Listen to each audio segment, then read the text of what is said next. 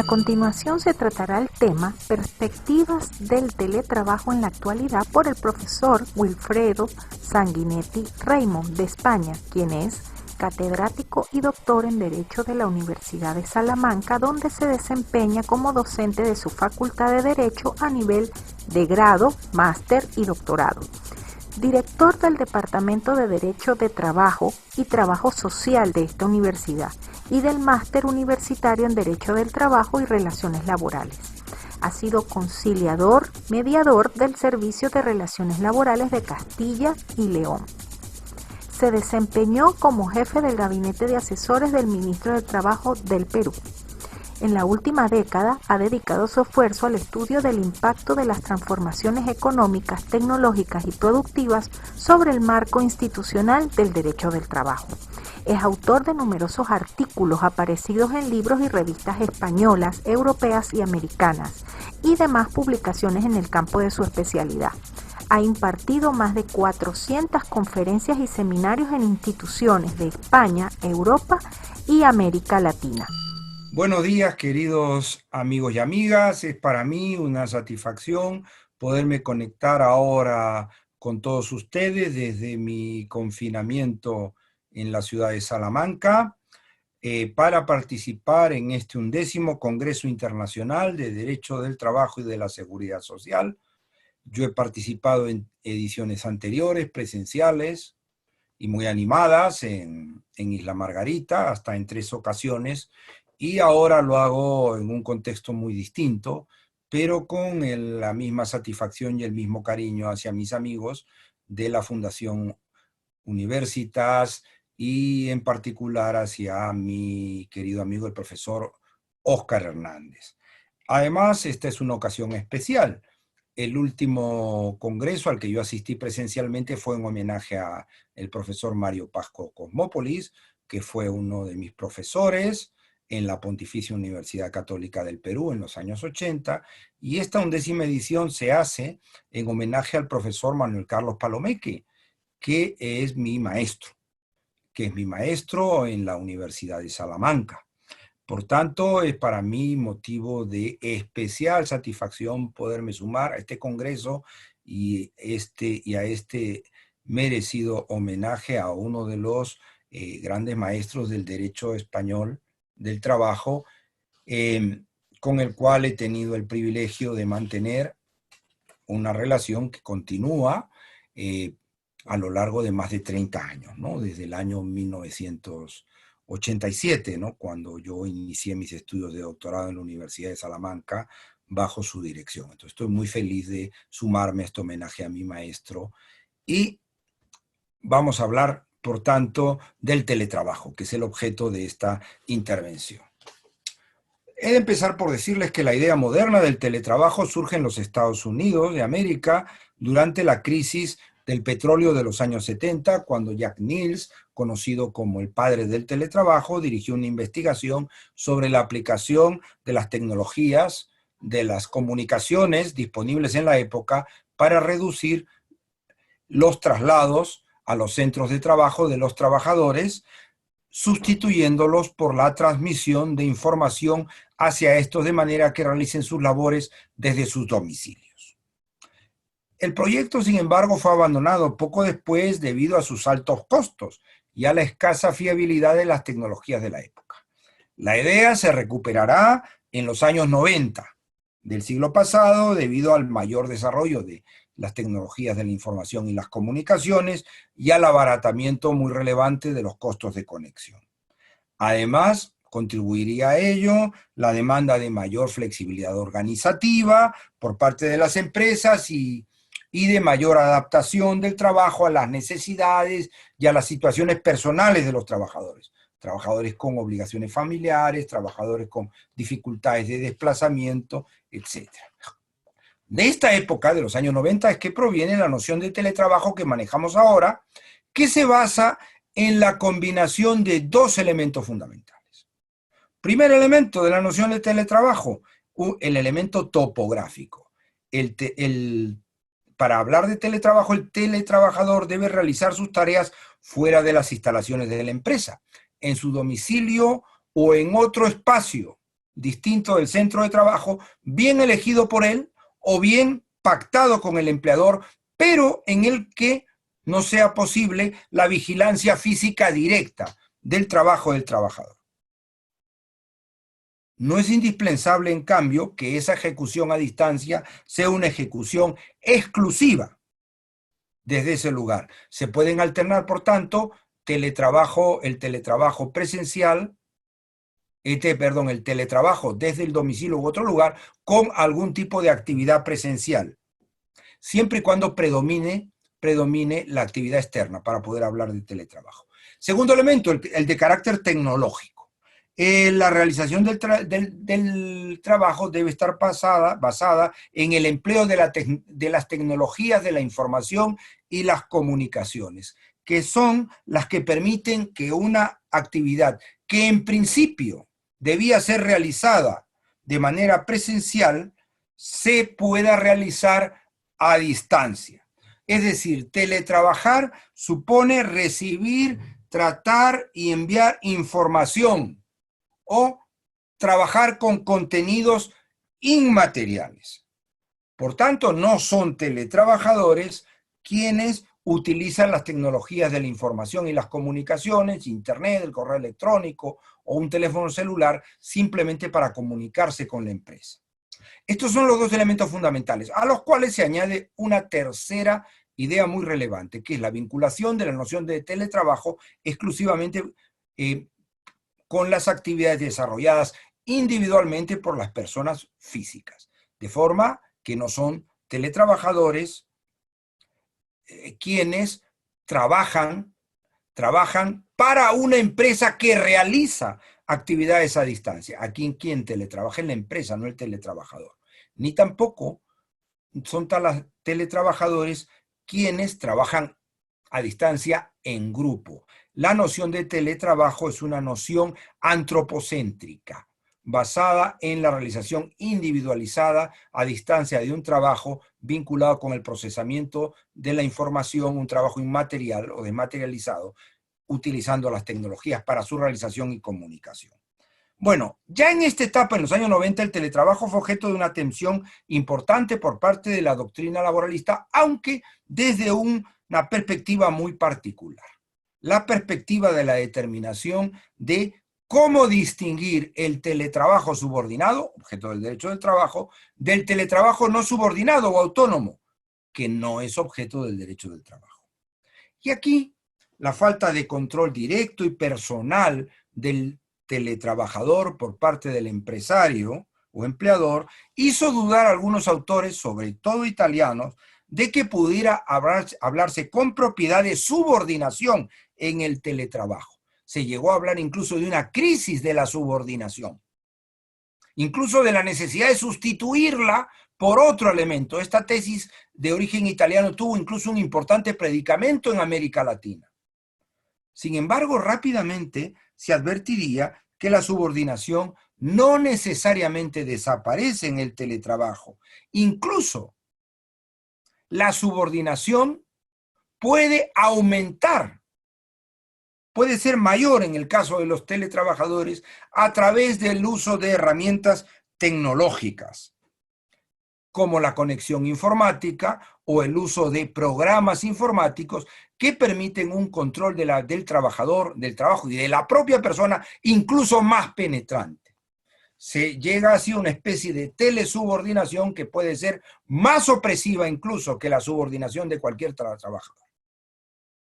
La duda en realidad se circunscribía y se circunscribe a ciertas labores que pueden realizarse a distancia de una cualificación más bien elevada, para las cuales los teletrabajadores gozan de una importante libertad en su ejecución. Sin embargo, incluso para estas labores, rápidamente se pudo detectar nuevos indicios de subordinación. ofrecidos por el propio contexto tecnológico, como la dependencia tecnológica, quien proporciona los programas, quien los elige, la continuidad de la situación de disponibilidad del teletrabajador, la existencia de fórmulas de conexión interactivas que permiten el control, la conexión funcional y económica del trabajo que realiza el trabajador con el ciclo productivo de la empresa o su actividad, en la interrelación con otras personas, etcétera, etcétera, etcétera, ¿no? Es más, los escasos que resultan los pronunciamientos judiciales sobre estas cuestiones en esta etapa, en los años 90, nos alertan ya de dos realidades. Primero, que en realidad en los años 90, aunque era posible, el teletrabajo no estaba fuertemente implantado.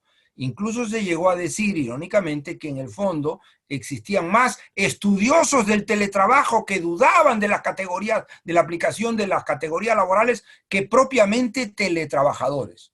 Y la inexistencia de sentencias o la escasez de sentencias sobre estos temas nos estaría dando la razón a los que yo mismo pensábamos de esa manera.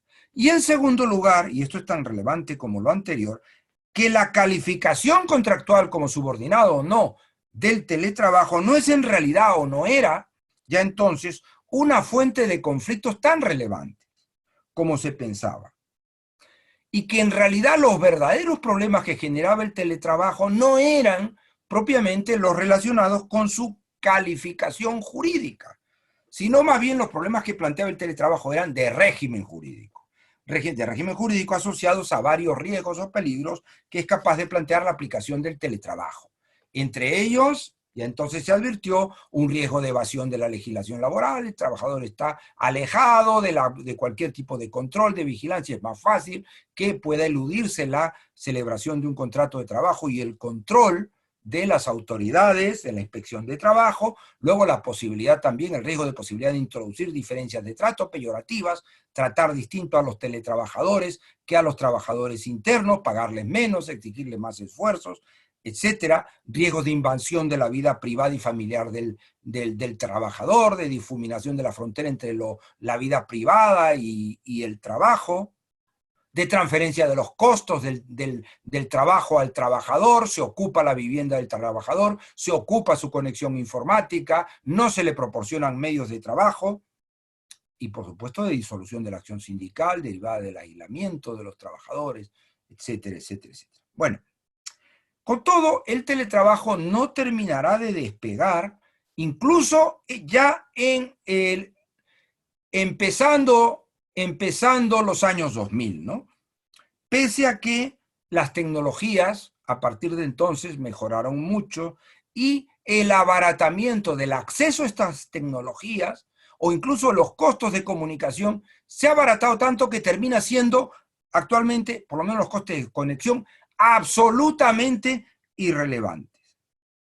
Aún así, ni siquiera en las 2 décadas del presente siglo, como les digo, el teletrabajo ha llegado a tener más que una presencia testimonial en la mayor parte de países. Y en el fondo, un muy escaso desarrollo normativo. En los países donde se ha regulado, se han previsto muy pocas reglas de equiparación o de presunción de cuándo puede ser subordinado y poco más, ¿no? Y claro, así estaban las cosas cuando llegó el COVID-19, cambiando radicalmente esta situación. Cuando llegó la crisis sanitaria, la situación ha cambiado radicalmente. ¿Por qué? Porque el teletrabajo, lo sabemos todos, ahora es visto como la mejor herramienta para garantizar ese aislamiento social que constituye la única manera de contener los contagios en ausencia de vacuna, en ausencia de tratamientos, también evitar las muertes de las personas, ¿no? El aislamiento. Entonces el teletrabajo permite garantizar el aislamiento del trabajador en su domicilio sin que éste tenga que dejar de trabajar, cambiando el lugar de trabajo, simplemente. Es por eso que con unas fórmulas o con otras, en todos nuestros países se ha impuesto que todas las actividades que no sean ineludiblemente presenciales, que no tengan que ver con el contacto personal o requieran como la construcción o la atención al público, el comercio minorista, las actividades fabriles, todo lo que no sea ineludiblemente presencial, tenga que ser desarrollado obligatoriamente por el trabajador desde su domicilio. En todos los casos hay normas de excepción que lo imponen con unos u otros requisitos o previsiones.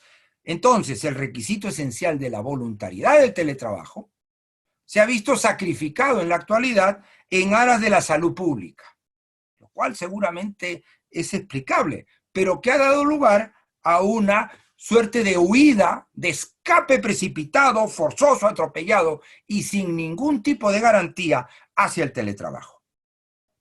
Y en eso estamos. Y en eso estamos, a esta huida forzosa, precipitada, sin garantía. Se han sumado todo tipo de empresas, todo tipo de trabajadores, las que estaban preparadas y tenían redes privadas, infraestructuras, etcétera, etcétera, etcétera, que habían dotado a sus trabajadores de medios y las que no tenían ningún medio y los trabajadores tampoco, ni formación ni nada por el estilo. De todos modos, siendo esto así, está claro que nos encontramos ante el mayor experimento de teletrabajo jamás realizado en la historia, ¿no? En la mayor parte o en todos los países. Están trabajando en la mayor parte de países varios millones de personas, ¿no? Y esto puede suponer y supondrá seguramente un antes y un después en lo que tiene que ver con el uso del teletrabajo. Lo que pasa es que las características de este experimento están muy marcadas por el carácter atropellado y sin garantías de la imposición, porque ha sido una imposición, del teletrabajo que estamos viviendo, al que se han sumado, como les he dicho, todo tipo de empresas, trabajadores sin ninguna experiencia, con medios, sin medios, etc. Y lo sabemos todos porque lo estamos viviendo todos los días. ¿Cómo estamos teletrabajando? Pues con un pequeño ordenador portátil, en muchos casos de nuestra propiedad, desde un rincón de nuestros domicilios, confinados con nuestros familiares, con nuestros hijos, con nuestras mascotas, que reclaman atención, que nos interrumpen, que necesitan a veces el ordenador o la computadora también, porque solo hay una o hay muy pocas en el domicilio, mientras nos vemos sometidos o comprometidos a constantes conexiones, la mayor parte de los casos a través de plataformas gratuitas, ¿no? De redes privadas de la empresa o de uso público que no sabemos manejar o que no sabemos manejar los demás, que reuniones que por tanto son estresantes, no terminan de despegar, no tienen ningún límite, mientras recibimos una sucesión constante de correos electrónicos, de mensajes de teléfono, vía WhatsApp o por otra vía, que empieza a tempranas horas de la mañana y a veces no termina sino a altas horas de la noche. Estamos trabajando por tanto más, se calcula que 2 horas más, por lo menos en España, cada trabajador, con un mayor nivel de estrés y con una productividad seguramente inferior, por la falta de medios, por la falta de experiencia, etcétera, etcétera, etcétera. Entonces, el experimento del teletrabajo que estamos viviendo nos está permitiendo efectivamente advertir que el teletrabajo es posible y puede tener algunas ventajas. Claro, ya no tenemos que ir al domicilio en ciudades como Lima, donde hay gente que consume 2 horas para ir a su trabajo y como mínimo media hora o 1 hora. Caracas quizás sea igual.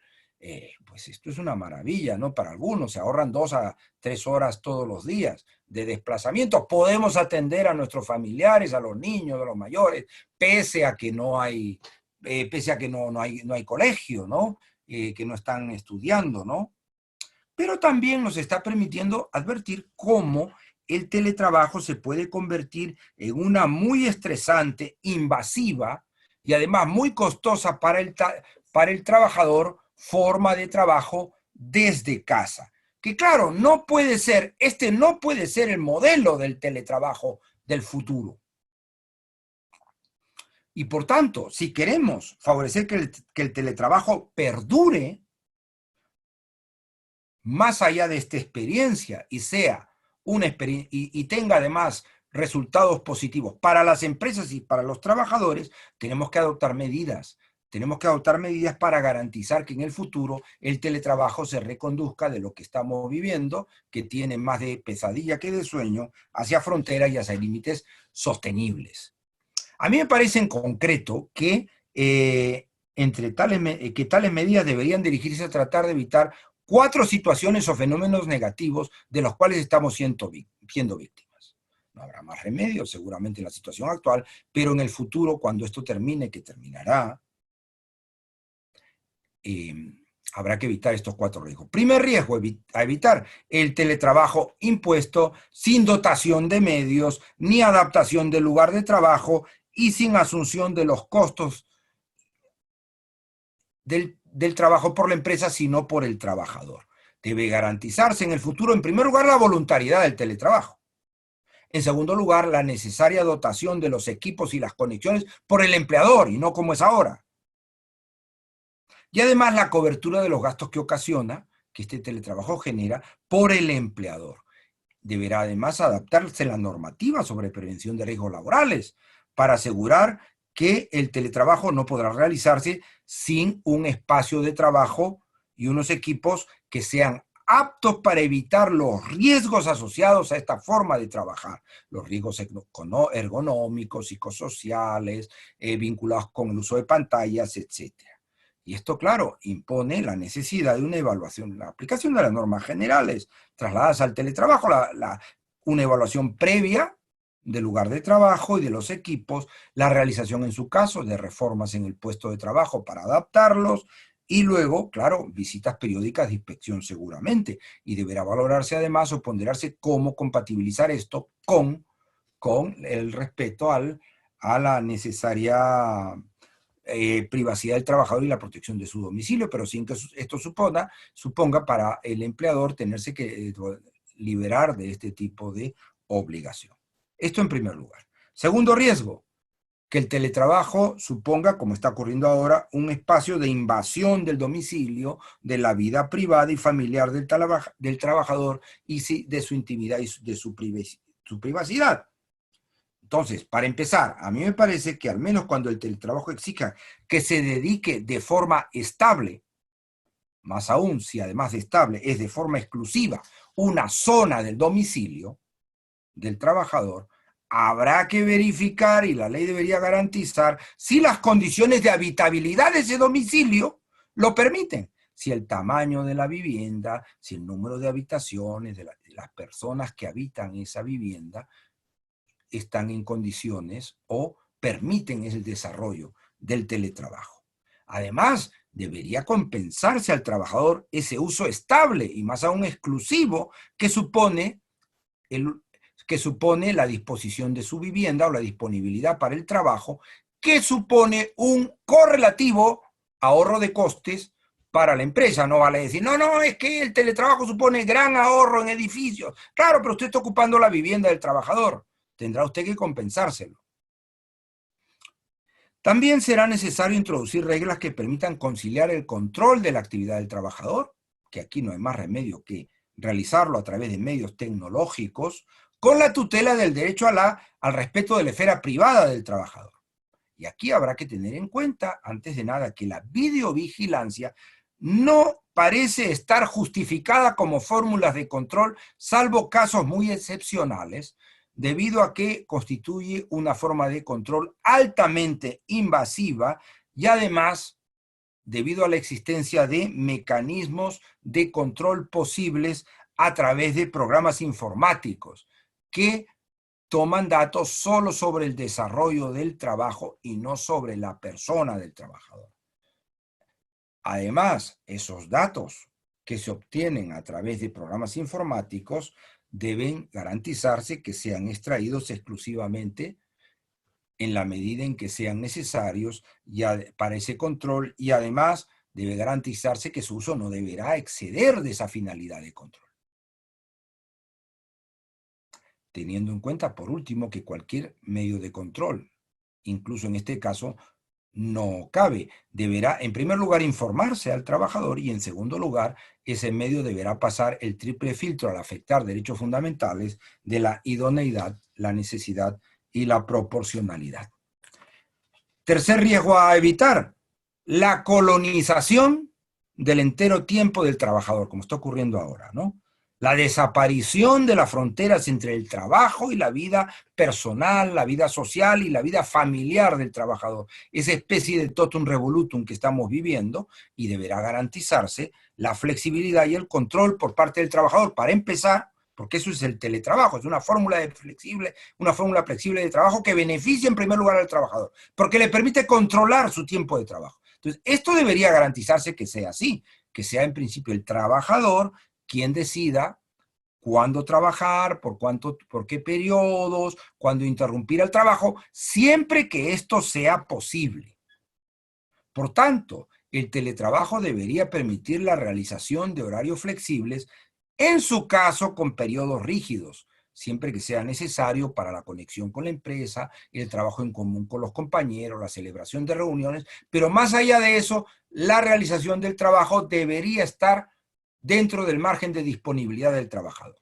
Esto no supone ningún tipo de incompatibilidad con el respeto de las reglas sobre limitación de la jornada e incluso de control y registro del tiempo de trabajo, como existe ahora esta obligación en España. La verificación del tiempo de trabajo es perfectamente posible en el trabajo a través bien de la medición del tiempo de conexión, cuando la conexión es indispensable para la realización del trabajo, o bien a través del programa informático, cuando se requiere el uso del programa informático para la conexión. Entonces, el programa puede medir los tiempos de conexión. Y si no es ni una cosa ni la otra, también previendo tablas de equivalencia sobre lo que sobre lo que la tarea supone para un trabajador presencial y por tanto lo que debe suponer para un teletrabajador. La carga de trabajo debe ser equivalente, por tanto. También debería garantizarse, por supuesto, está íntimamente relacionado con lo anterior. No solamente hay que garantizar que el teletrabajo se realice en su tiempo, hay que garantizar el derecho a la desconexión digital del trabajador cuando no estamos ante tiempo de trabajo. Un derecho que está reconocido en algunos ordenamientos, como el español, pero si no se deduce de las normas sobre realización de la jornada y limitación. ¿Qué es el derecho a la desconexión digital? Pues el derecho a no recibir durante el tiempo de descanso del trabajador o a no atender, si lo recibe, los requerimientos que pueda recibir de información, de cualquier tipo de actuación, que pueda recibir a través de dispositivos electrónicos de comunicación, teléfono, correo electrónico, etcétera, pueda recibir de la empresa, de los compañeros de trabajo, de los clientes, de los usuarios del servicio o de terceros. Los alumnos, por ejemplo, en el caso de los profesores, ¿no? Aquí, ¿de qué se trata? De proteger al teletrabajador no solo de las órdenes extemporáneas, sino también de ese incesante flujo y reclamo de todo tipo de información y actuaciones provenientes de múltiples fuentes que ahora estamos recibiendo a todas horas del día, de la noche, sin respetar ni siquiera los sábados, los domingos, los festivos, etcétera, ¿no? Esto en el futuro requerirá seguramente de alguna previsión legal que lo desarrolle, pero sobre todo de reglas específicas que puedan preverse a través de la negociación colectiva o de protocolos empresariales, ¿no? Y también seguramente de la previsión a través de la negociación colectiva o de estos protocolos de una modalización del uso de los instrumentos tecnológicos. Por ejemplo, la posibilidad de bloqueo del correo electrónico a ciertas horas o de el reenvío automático de los mensajes a un periodo hábil, cosa que ahora mismo no ocurre, pero que tecnológicamente es fácil de prever. Por último, también debería evitarse el aislamiento y la falta de contacto personal del trabajador con la organización empresarial, con los compañeros de trabajo, con los clientes y usuarios, como ocurre ahora. El confinamiento que padecemos nos está permitiendo apreciar la importancia del contacto personal y social inmediato con la empresa, con nuestros compañeros, con nuestros alumnos, con los clientes, etcétera, etcétera. Y por tanto, seguramente el teletrabajo que estará en condiciones de perdurar y extenderse, no será ese teletrabajo totalmente a distancia o prevalentemente externo, al que se refieren las normas legales en la mayor parte de países, incluido España, sino un teletrabajo pues semipresencial o en alternancia, donde se sucedan periodos de trabajo en casa o fuera, con periodos de asistencia al centro de trabajo y contacto personal. Y las normas legales, por tanto, deberían adaptarse y facilitar esta alternancia, ¿no? Introduciendo reglas especiales para ello, flexibilizando la noción de teletrabajo que manejamos. Lo cual nos acercaría a una visión o a una aproximación distinta y dentro de la cual habría una visión más líquida, si me permiten la expresión, del lugar de trabajo y del tiempo de trabajo, ¿no?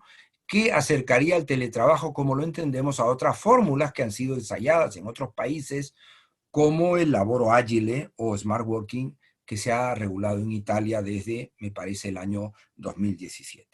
Debo decirles, para terminar, que esta adaptación requiere, por supuesto, de intervención legislativa, ¿no? De la previsión de garantías. Si el legislador quiere que esto se extienda y funcione, debe prever garantías, reglas, cautelas, pero requiere también una labor de adaptación de esas reglas generales a la situación de cada sector. No es lo mismo el teletrabajo en la enseñanza que en el sector de la salud, donde también cabe, en el sector de los servicios legales. Por supuesto, a cada empresa o a cada realidad empresarial e incluso a cada situación personal, a cada necesidad de conciliación, etcétera, ¿no? Y por tanto deberían combinarse de una forma armoniosa, tratar de combinarse la ley con la negociación colectiva, con el diseño de esos protocolos empresariales a los que me referí, e incluso con la celebración de acuerdos individuales de teletrabajo, de conciliación o de adaptación del trabajo a las necesidades del trabajador. O sea, que tenemos que hablar aquí de un juego conjunto de los 4 niveles de regulación que conforman el ordenamiento laboral: voluntad legislativa, autonomía colectiva, poder de organización empresarial y autonomía individual. Yo creo que nos encontramos en un momento crucial, del que puede surgir una forma más ágil, más flexible y más limpia de trabajar. O puede surgir todo lo contrario. Todo lo contrario. Es más, ahora mismo, todos estos riesgos se dan en relación con trabajadores que tenían reconocida antes su relación laboral. Pero ¿qué ocurrirá en el futuro? En eso puede haber la tentación de continuar por esta vía, simplemente sin reconocimiento de la relación laboral, dando lugar a una suerte de uberización, ¿no?, del teletrabajo. Y esto hay que evitarlo a toda costa. A toda costa, no tiene ningún sentido, no beneficia a nadie, salvo a quienes pretendan aprovecharse de esta situación. Por tanto, sigamos en la medida en que nuestras posibilidades nos lo permitan, haciendo lo posible por continuar con nuestras actividades, por seguir trabajando en esta dura crisis que nos ha tocado vivir luego de 100 años de la anterior epidemia global. Pero sepamos que en el futuro no debemos consentir que las cosas sigan igual y que debemos construir una nueva regulación para el teletrabajo. Nada más, queridos amigos, muchas gracias.